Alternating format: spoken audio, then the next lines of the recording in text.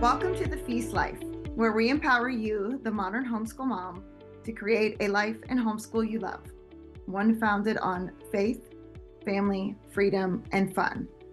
I'm your host, Julie Ross, creator of the award-winning homeschool curriculum, A Gentle Feast, and a certified Christian life coach. For more information on today's episode and to access my free gift for you, check out thefeastlife.me. Charlotte Mason once said, "Life should be all living, not a mere tedious passing of time." So on this show, we seek to savor the feast of life. Girl, grab your favorite beverage and pull up a chair. You are welcome at this table.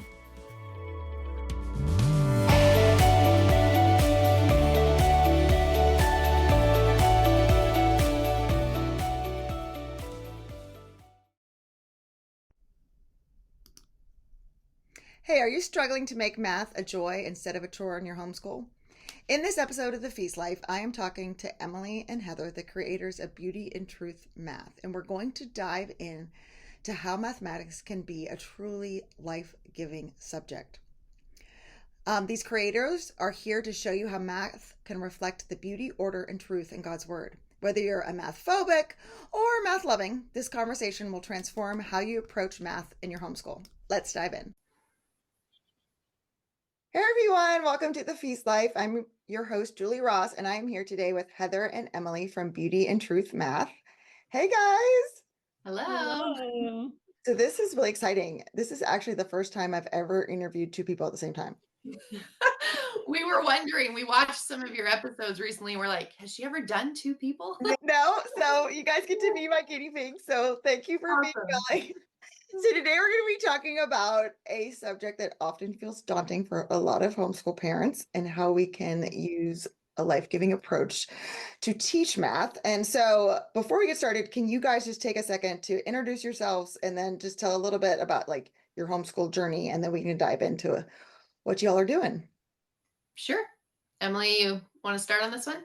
Sure. I'm Emily Alcatee, and I have 5 kiddos. We have 4 boys, and then we're in the process of adopting a little girl, and we have been homeschooling from the very beginning. We started with some different methods and different philosophies, but landed on Charlotte Mason pretty early on. I think my oldest was in 1st grade. Yeah. We've been doing Charlotte Mason this whole time. And now my oldest is in 9th grade, started high school this year. And so it has been an adventure. That's cool. Yeah. All right. Let's see. I started researching homeschooling options when my oldest was like 3, I think, maybe 4, and found some Charlotte Mason resources on Facebook and podcasts. And I think I took a quiz, one of those like personality for homeschooler type quizzes, and Charlotte Mason was high up there. So I was like, I don't really know about this, and quickly fell in love. I think I researched it for at least 2 years before we got to jump in with my oldest. So I have 4 kiddos, 3 girls and a boy, and we've been homeschooling Charlotte Mason since the beginning. And my oldest is now in 5th grade. Okay. Nope, 6th. Yep. 6th grade. So I have 6th, 4th, 2nd, and kindergarten. Oh, you're a Charlotte Mason homeschooler because you have a lovely collection of books. Thank you. Very impressive. Yeah. Do you have like little dividers? Is that what I see coming out? Because they're magazine, okay. Magazine for, I use the Dewey Decimal System, but I don't deal with all the stickers. So I just have them like penciled inside. That is so brilliant. I love how organized it is. That's beautiful. I love it. Okay. So you all have a company called Beauty and Truth Math. So I'm so curious to know, how did it come about where you're like, yes, let's write a math curriculum? So who would like to dive in with that? It was like our lifelong dream, Heather, right? Absolutely. Yeah, I grew up. Great math curriculum. So I was like, I would not do that ever. Like, yeah. I have taught math. So that's a little bit about my background. I have taught middle and high school math. I have a math degree and then a secondary education minor. And yeah, when my oldest was, I guess in 2nd grade, we had used all the available Charlotte Mason math resources out there. And I was like, oh my goodness, I have to come up with something for him on my own. So we started using the Strayer Upton books. I loved the books. They were just daunting and overwhelming trying to use them. And I was like, if I am a math teacher and I struggle to use these books. And my friends, my reading group friends from Charlotte Mason Reading Group, we were reading through the volumes together. They had some of the similar questions I did. And I was like, okay, I got to research this and start writing some lessons. So I did, and started making those available to them. And then it got out to some neighboring reading groups, and they wanted them online. And so I guess I launched the website in January or February of 2021. Okay. And did not even have a full year. Wow. First 2 terms of years 3 and 4. And Liz Cottrill of Delectable Education just encouraged me to, I am so thankful that she did, or else I don't think that I would have, because I'm one of those people, I'm like, I have to have this exactly right before I publish it or whatever. Right. And Yeah. it never happens. So it's never perfect. It's just due. It just it needs to be done. And then in May of 2021, Heather had emailed and said, hey, are you going to do years 1 and 2? Can we chat on the phone? No way. Oh my gosh. Yeah. I don't have time for that, but I would love to. Yeah. So that's where Heather came in. Yeah. So I also taught high school math for 4 years. That my degree was in secondary math education. I minored in Spanish. So loved math. And I remember I was tutoring once I stopped teaching. I stopped teaching in May of 2019 and had my first baby in June, and never looked back at going back to working in the schools, but was tutoring math, I think through my 3rd. At some point, I ended up helping my mom homeschool my youngest sister with Charlotte Mason's method. There's a huge age gap because she's adopted and quite a bit younger than me. And so I was using Strayer Upton books with her. Okay. And when my youngest was in 1st grade, my sister was in high school, and I took on homeschooling both of them full time. Oh, wow. With lots of littles underfoot. Big task. So I was using the Strayer Upton books with my sister, and had heard just through different Facebook groups and stuff about Emily's products coming out, and liked what I had used, but wanted a little more variety and just a few different tweaks that I knew I wanted to do. And I loved the Strayer Upton books. So when I knew that's what she was using, I was like, what are the chances she'll have a year 1 for my 2nd? So I just emailed her hoping like maybe she's got something in the pipeline. Yeah. And it's so fun looking back, because she's like, we have a phone call. And I was like, sure. Like, I'm not sure what this is about. I think in my email I think I had said, hey, I'm thinking about putting my own 1st grade stuff together for my next kiddo, because I want to ease into the Strayer Upton books. Yeah. So we had a phone call in May.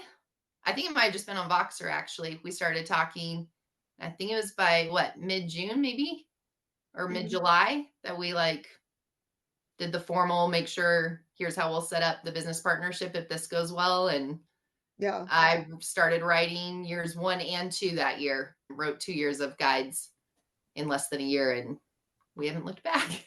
We've got impressive. So for people who aren't familiar, what is Strayer Upton, and how is that different than your traditional math book? Sure. Emily, you want to take that one? Yeah. So Strayer Upton is it's a series of math books that were written, I think, in the 1930s. Does that sound correct? I should. I'm not sure. And that just focus on mathematical ideas. They are very conducive to use within the Charlotte Mason education, because they go from the concrete to the imaginary to the abstract. You'll see word problems first. So that's the concrete. The kids can use manipulatives or whatever to represent those word problems. And then you'll find the abstract or the pure number problems towards the end, which is a little bit backwards or very backwards from the textbooks that I used in my growing up years and the textbooks that I've taught from. So, and just traditional education. So that's an overview of the Shirley Upton books. Those are the books that we use for the arithmetic streams, and we do have other streams and other books that we use for those. But so let's hone in on what you just said.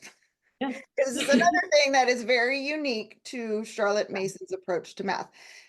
She has streams of history. She has streams of science. She also has streams of math. So people that are used to that probably can figure out what's happening. But as someone's, I don't know what you're talking about. What does math have to do with water? Okay. So what are we talking about with streams? I can take this one. You want me to? Like, it's your turn.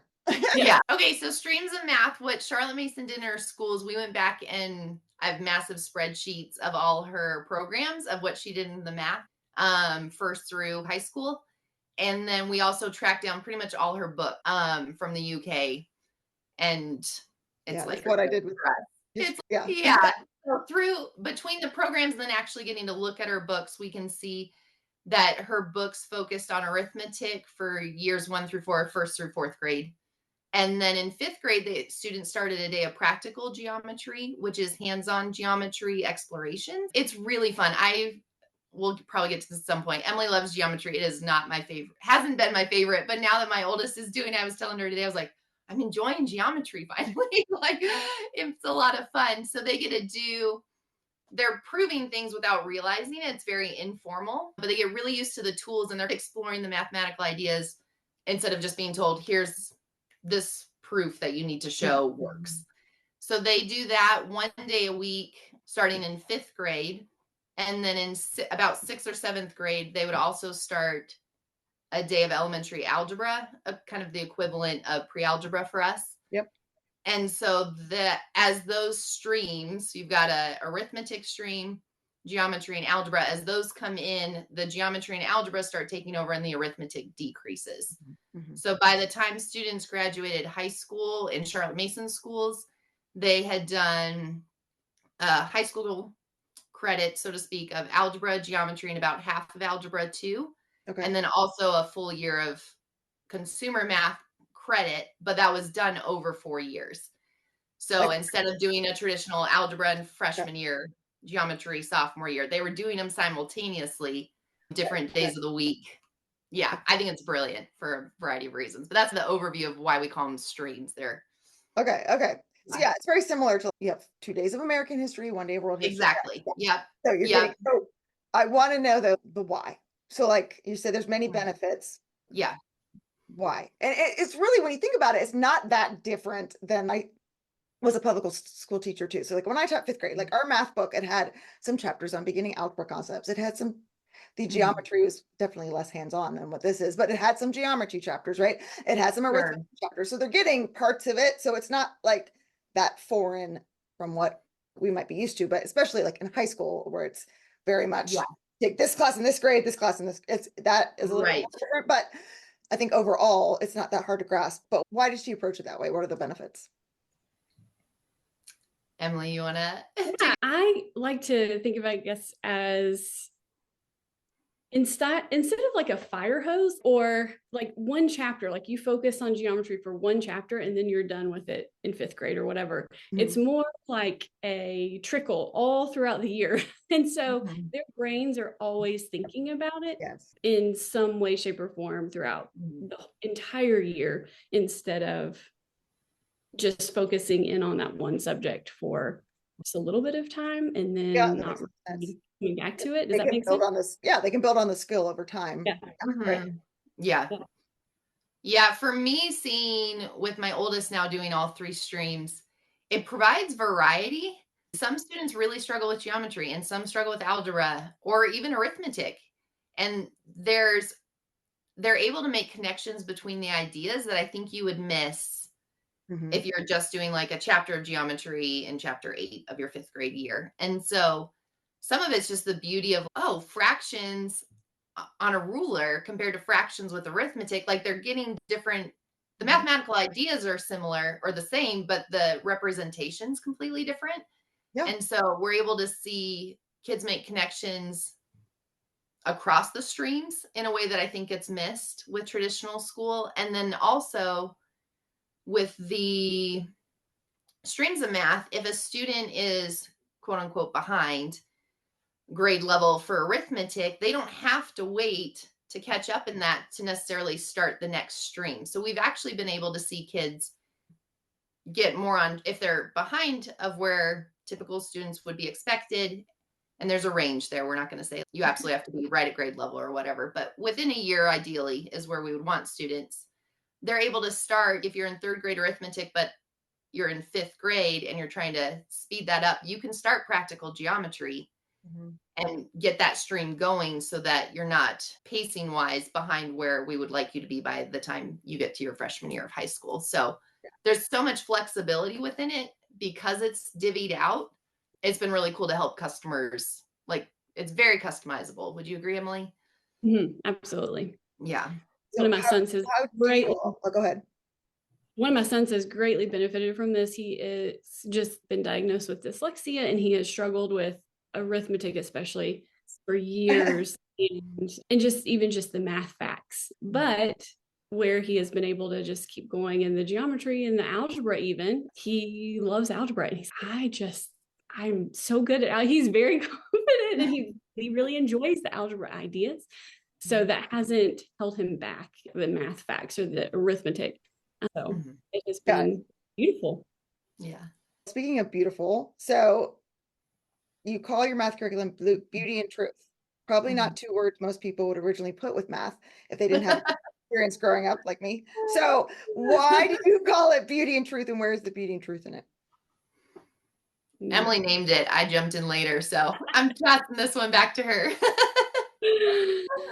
Charlotte Mason talks about just the beauty of obviously living life. Your podcast is focusing on the life and living it to the fullest, especially as believers. And math is beautiful. It allows us to see patterns and allows us to get, and one of the main focuses of our math curriculum is the focus of the student developing a real love for the Lord, of deepening a love for the Lord because of how beautiful he has made the universe and how math is just part of it. And it consists of laws that were written from the very beginning and have nothing to do with us.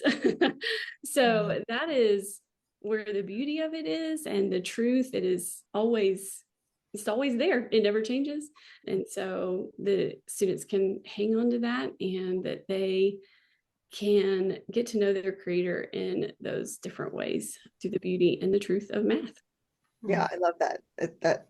The name really resonates for sure. And I think it's encouraging for parents to even know doing these kind of things, like all of Charlotte Mason education, can really change your view of a subject that you have liked growing up. I've seen that with many folks. So let's break it down here, like super practical. Okay. So how do I go about starting with this approach? And then just give me like a typical day. Like, what am I doing with my kid on Monday? You want to go for it, Heather? Sure, I'll take a stab. Are you asking specifically about our products or just in general? Because we can answer either way. No, you can answer with your curriculum. Okay, so with our guide kind of books, what would I do? What am I doing that's different than maybe a typical math lesson? Sure. Okay.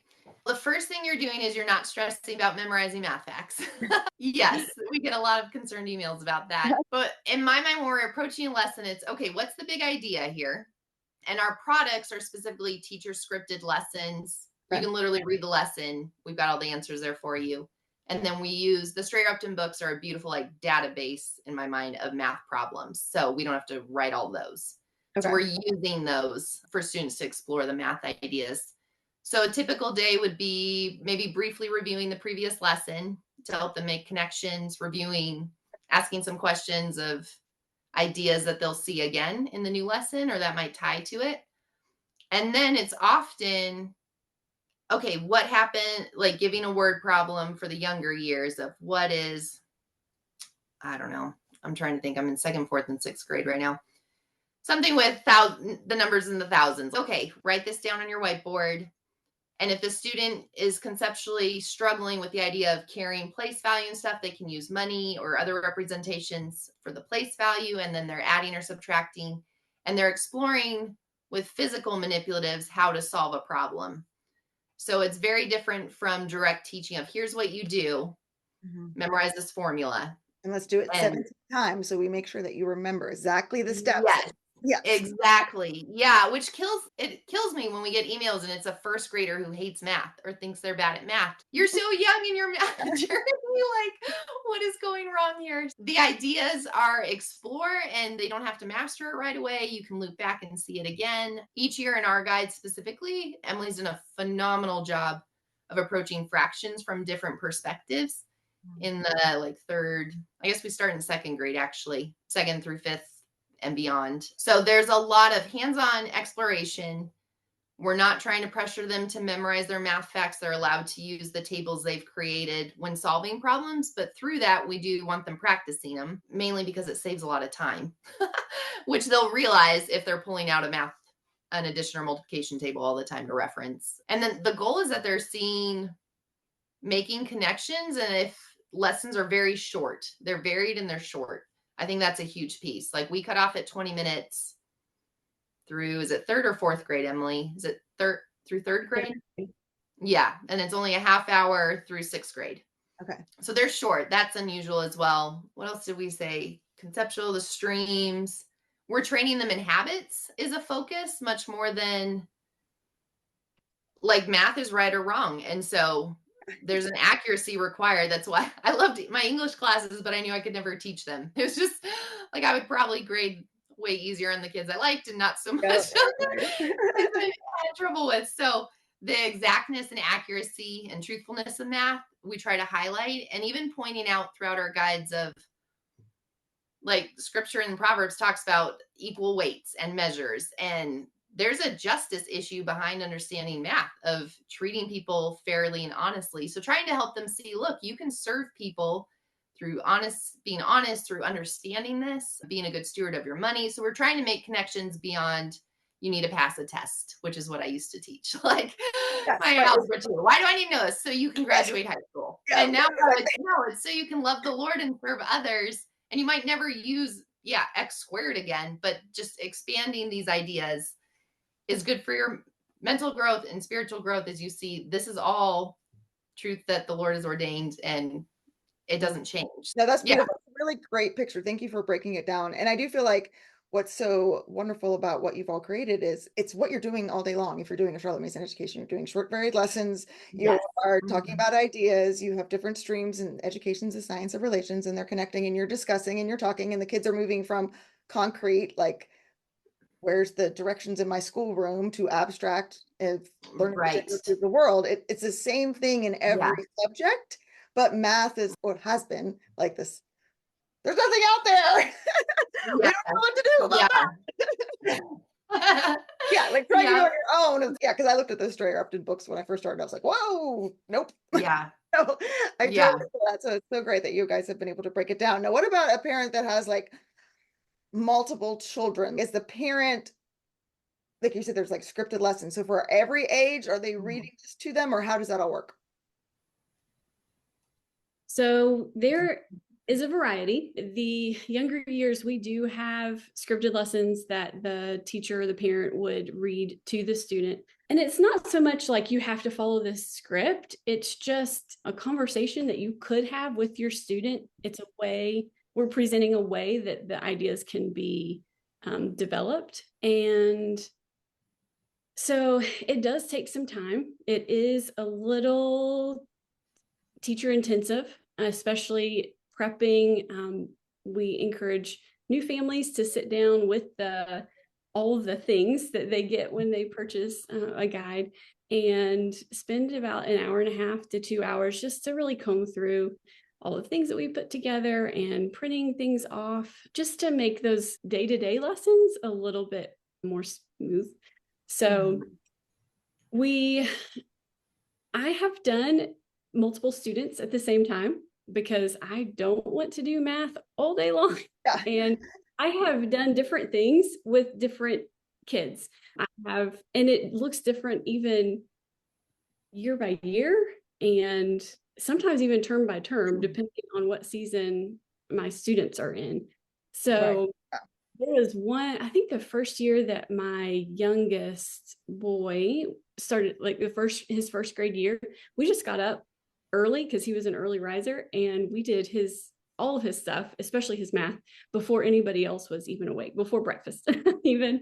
And so that was his done. And I got to spend that one-on-one time with him. But you can stagger the lessons. I know Heather does that with students, where she starts with one, and I've done this too, where we get one started and they get to part in the lesson where it is more they are doing their student response, their independent work in their math notebook, and then you can start with the next. So different things like that. I would say to pray for creativity and how and a lot of wisdom and how to work your schedule and make it benefit your students and you in thinking about how to do math lessons. We do encourage teachers, parents, not to, if you have multiple math sessions going on, to try to schedule a break for yourself as well. Try to schedule some or history lesson in between those math blocks or like that, so you're not having to do math back to back with all of your students, because our brains need a break too. Did they reach a point like when they're like in high school where they can follow the guide themselves, or the parent teaching it? Yes. Heather, you want to take that one? You want me to take over? So a couple other thoughts to tag on what Emily said, and I'll answer your question in a moment, Julie. We also, with our guides, build in, at least in first, second, and I think third grade, we have 3 lessons scripted for the week and then 2 review and catch up days. So there's a lot of wiggle room. So if people jump into our guides and they're like, oh, I have a 5th grader, but with the way your scope and sequence works, he'd be in 3rd grade. Like, they can skip all the review and catch up days if they're not needed and catch up more quickly that way, or skip ideas they know.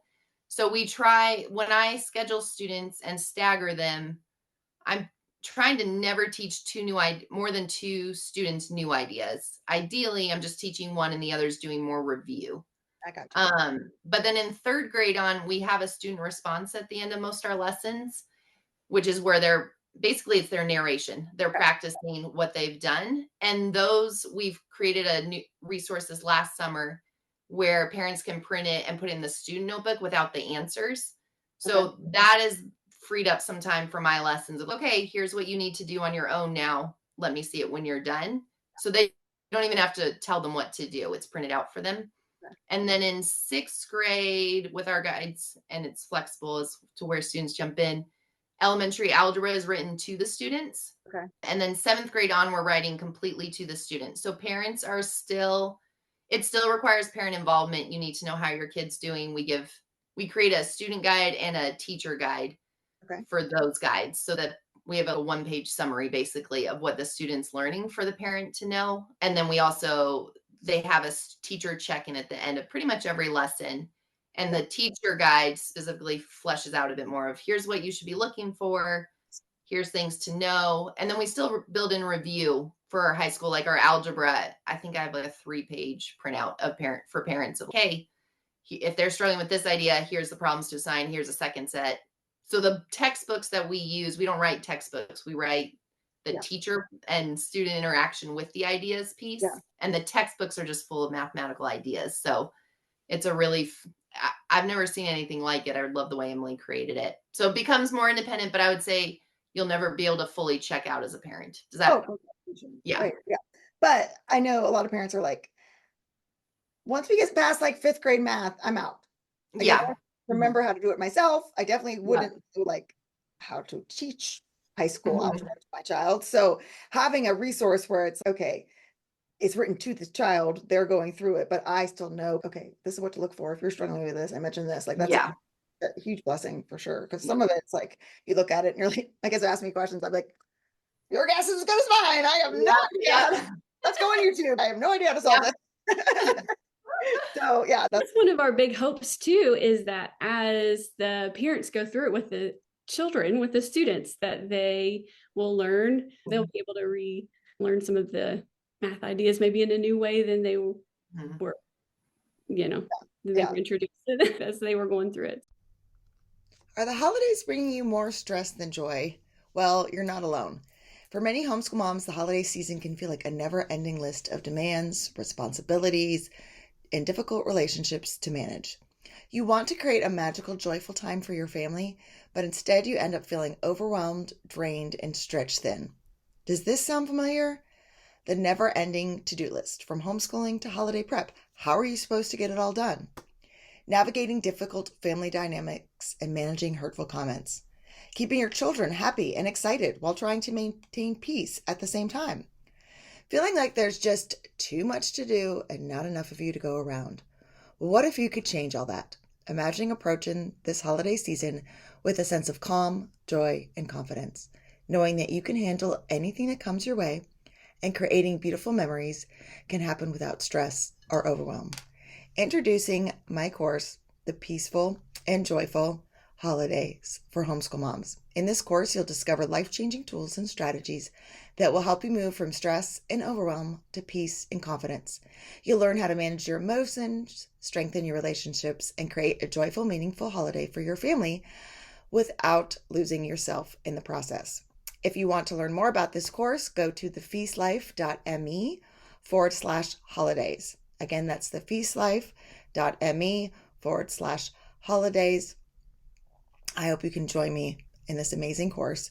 You deserve to enjoy the holidays. You deserve to feel peace and joy with your family, and you deserve to feel confident navigating even the most challenging relationships.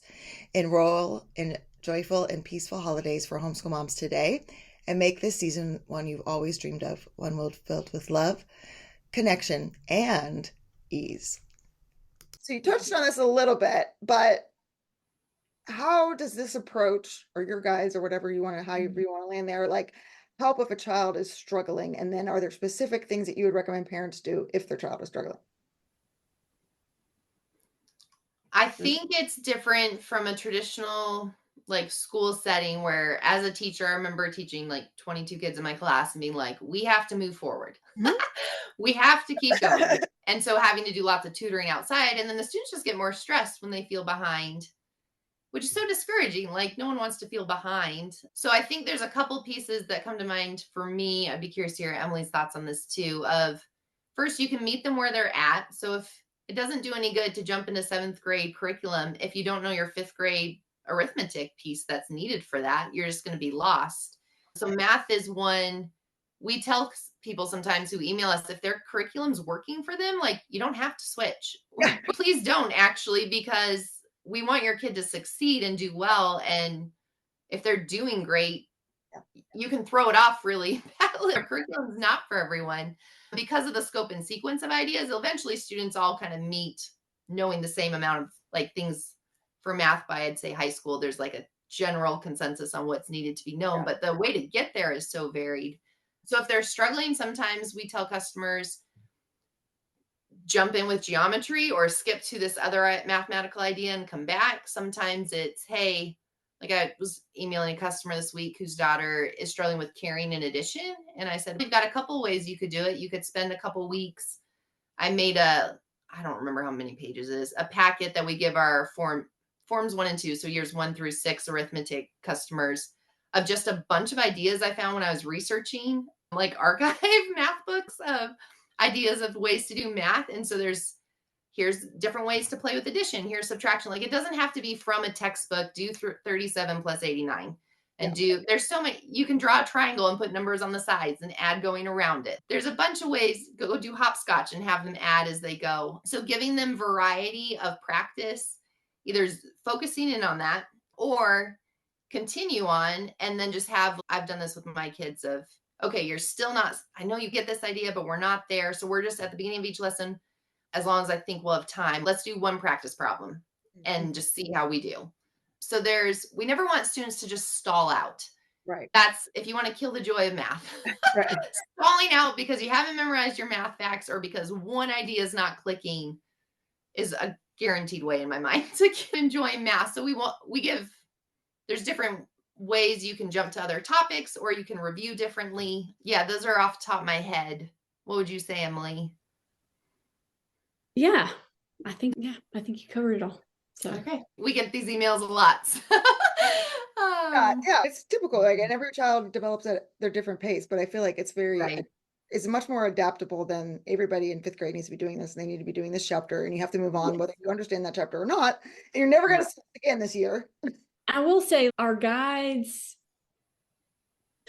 I can't remember, a customer put it as their telescopic, where they loop in. So in fourth grade, it's a very gentle introduction to fractions. They start in second grade with fractions, but in year 4, they hit it pretty hard. But then it's also still an introduction. They're going to see it again in year 5 and again in year 6 and again in year 7. It's not going anywhere anytime. So they're going to see these ideas. We don't look for mastery the first pass through, or even, I mean, sometimes a second. It's okay to just hit on it, and those ideas can be in the back of their mind and there as they develop and grow. And it's okay if it doesn't click the first time. So So are you saying it sometimes it's okay to struggle and not it is know okay to everything instantly the first Yep. time you're exposed to it? What? Yep. Mind blowing here, people. Yeah. As Emily's saying that, last summer, the summer before, I don't know, it's a blur with how much we've been doing with this stuff, but in our guides, we now have symbols showing if it's okay, this is the last time they will see addition formally. So we try, like, we have symbols showing this is an introduction lesson, this is an exploring. I think probably 90% of our lessons are exploring ideas. And then we have in our semester or term guides, our introductions say, this is the big ideas you're covering. Here's what you need to know as far as how important, like, they'll see this again or they won't. And here's where you need to bring it home. And then if they haven't mastered it by the time in our guides, we say not they should, but we're not going to cover it again. Right. We say, like, here's what different ways to review it. And then our guides in each week, we have a 1-page summary of what materials you need. So our weekly resource page is, in my mind, the gold of the lessons in terms of, okay, what do I need for this week? That's all I have to look at. So I read the introduction of what we're doing for the term, but it's not, I don't have to remember it all, because there's always, we give like a quick summary of here's what you're covering this week. Here's what's important. And then our website has our scope and sequence, like a 5,000-foot view, and then like a detailed weekly one. So you can see on there as well, oh, like fractions in second grade are just dividing by 2 is taking half of something. Like, kids get that. They've cut peanut butter and jelly sandwiches. It's not hard, but if you say fractions in second grade, people might be like, what are we doing? And no, this is like the most simple, gentle introduction, which is why we love the Strayer Upton books, because I'd never seen that before. Yes, like, I'm gently introducing this idea, but we're going to keep going and building upon it as we go. And we build for years. Yeah, right. Yeah. Okay, so I'm going to ask you the question that I get asked about A Gentle Feast and Charlotte Mason in general all the time. Will this prepare my child for college and future, if they want to do math needed careers? There you go. That question, because I get this question all the time. Yeah. I think I can guarantee yes, in terms of we're using high school textbooks that meet the national standards. Like, we are following Charlotte Mason did that, we discovered when we looked through her programs and looked through all her books and read a lot of her, like, PNEU articles and stuff. Yeah. Or PUS. Yeah. I would say religiously, she tracked the standards, and those were important to her. So we followed suit in that, in making sure we don't necessarily follow the timing exactly of the national. And we do national standards with the National, I don't know, Council of Mathematics Teachers, NC Teachers of Mathematics, something like that. It's what we use in college, and what's the broad covers all the states. So if they are completing our guides, they are completing a high school credit. When they finish the Algebra 1 textbook, they will have earned that. I would say they're even in some ways more prepared, I think, because with the streams of math, that is a unique skill that they're learning early. Because if you are going into a math field in college, you're going to have multiple math courses. And that's not, you don't normally do that in high school. So I think the interconnecting, I don't know if that's quite the word I'm looking for, but the connections they can make between the streams, and then they merge, which is really fun. Like, you get to arithmetic, and you get to personal consumer math, and then personal finance, and then statistics. Even if you're not a math major, statistics is used in so many degrees. So I would say, yes, I think you can guarantee it in terms of both the we're completing high school textbooks, but also by spreading out algebra over 2 years. I think it's, how do you say it, Emily? I want to say marinating it. I don't know if that's the right word, but like they're chewing on these ideas for longer versus geometry. I took it my freshman year of high school and I was like, oh, I'll see it in college, I guess. Like, Like, oh, all that was right, we're fun. done. Yeah. And going along with that, I would also say our goal is the love of math. And if students have a love and a curiosity to know and to learn, they're going to do what they want. They're going to go on and they're going to have that internal motivation of really diving deeply into the things that they really care about. So that's really what our aim is. I have a student, or had a student, that isn't with me anymore because we do a Charlotte Mason, like a hybrid school, 2 days a week, and she transferred. She's not doing that anymore. But at her new school, she has a math tutor because she has typically struggled in math. But I was talking to her tutor and she was like, she isn't afraid of math. She loves math. And that you cannot teach. Like that's the goal, right? And if you have a student who enjoys it and who isn't scared of it and is just willing to jump in there and try, they will go wherever God has plans for them, and they'll succeed. Yeah, that's a beautiful way to approach it. And like the traditional way that we have taught math for the last 100 years isn't working.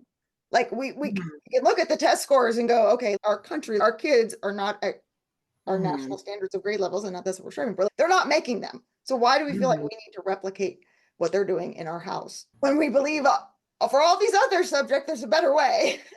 Right.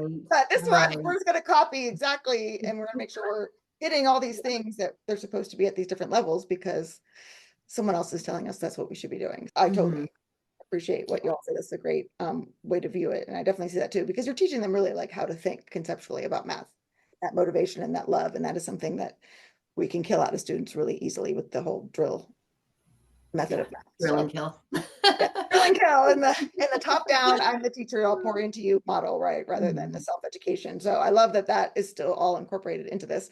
So to wrap up here, if a parent has been doing everything else for Charlotte Mason, I think I might want to bite the bullet and try math, but I'm scared. What words of encouragement would you give to them? You want me to take this one? I can. Things immediately come to mind, Emily. You want to? Girl. Okay. I would say first, you don't need to be afraid because the Lord's equipped you to be your kid's parent, and he's the author of truth. He is the truth. So the Holy Spirit is like, at some point, maybe I'll create a resource for this, but in my own, like just mulling over all this, had a diagram of like, okay, you've got so many relationships here in math. You have the mathematical ideas, you have the Lord, the parent, and the student. And the Holy Spirit is at work in all of that.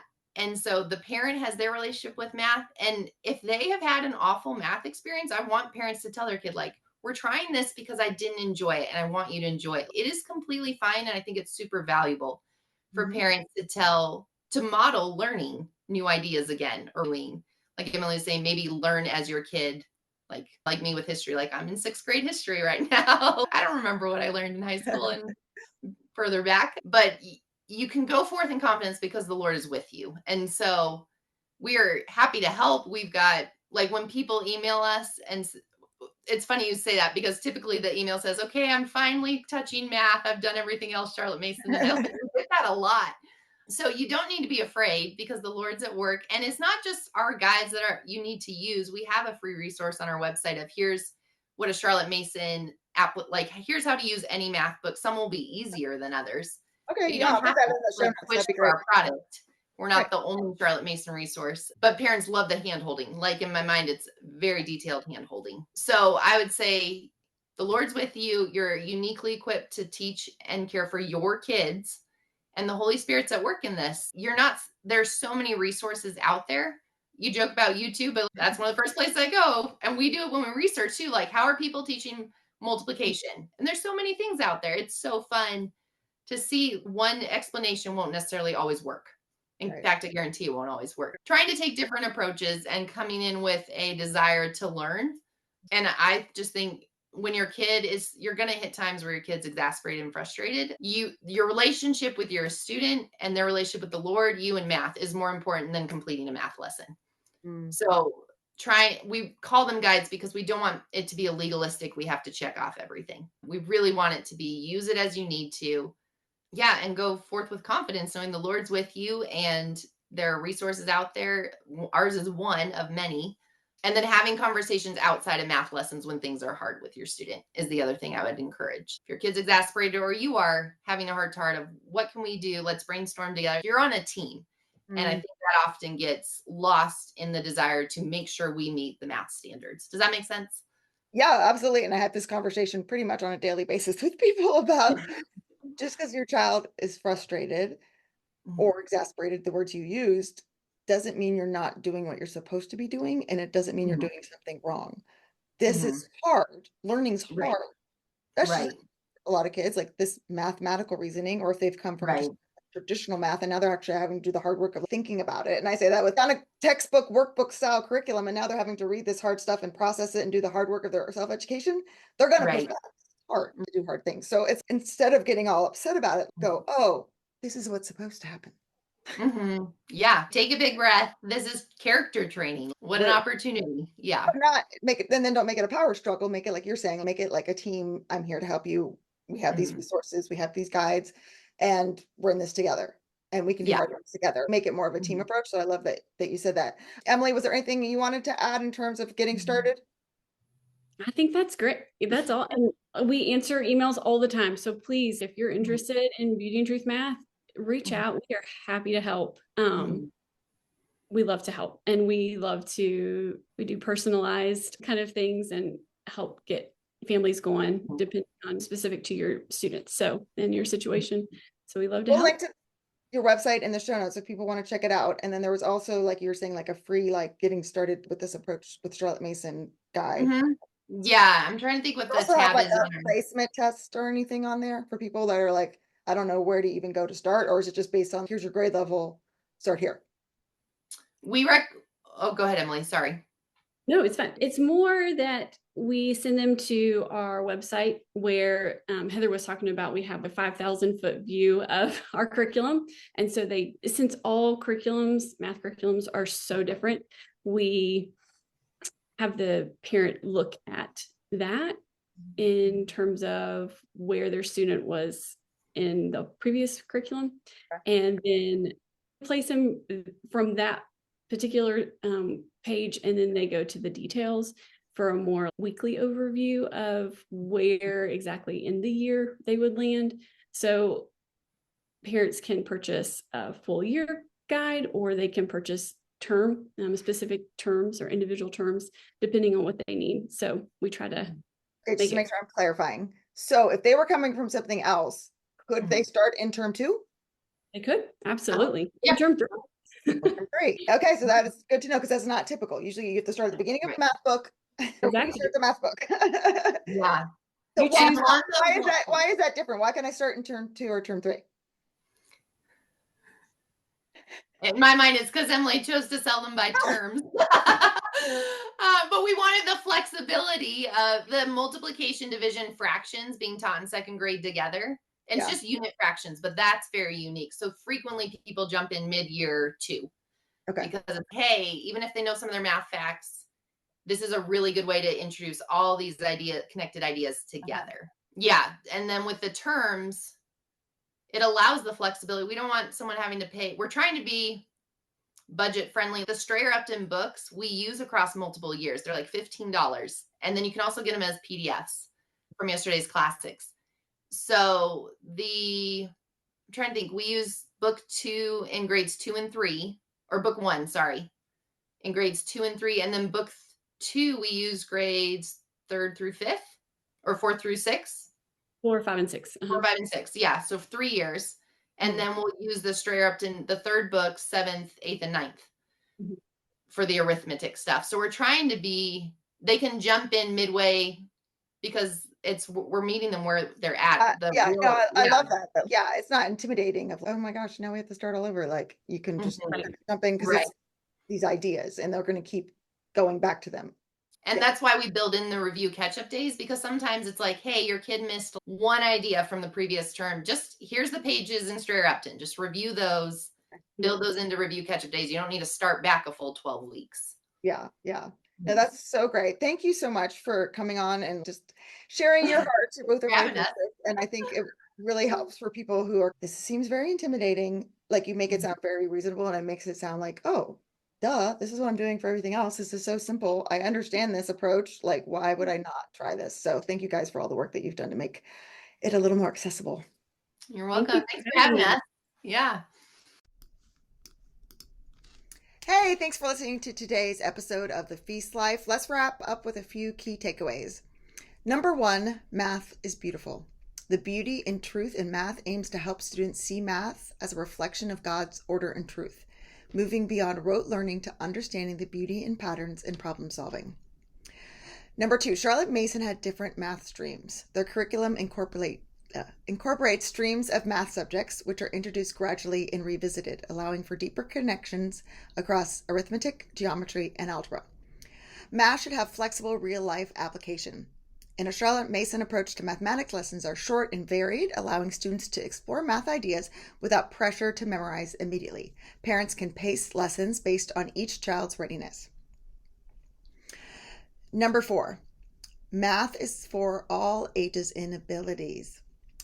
Using this approach, it allows for struggling students to progress without feeling behind by using multiple entry points and providing alternative approaches.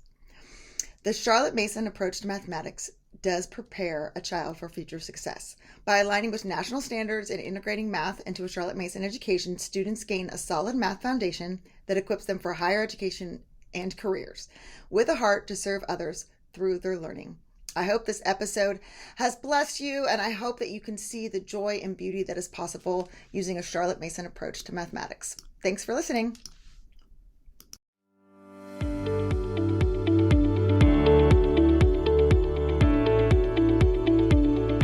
Hey there, Julie Ross here. I just wanted to say thank you for listening to today's episode. If you like this show, it would mean the world to me if you would leave a positive review in iTunes. This really does help people learn about the podcast. And each month I will pick a winner to receive a free gift. Don't forget to check out all the free resources we created for you at thefeastlife.me. Thank you.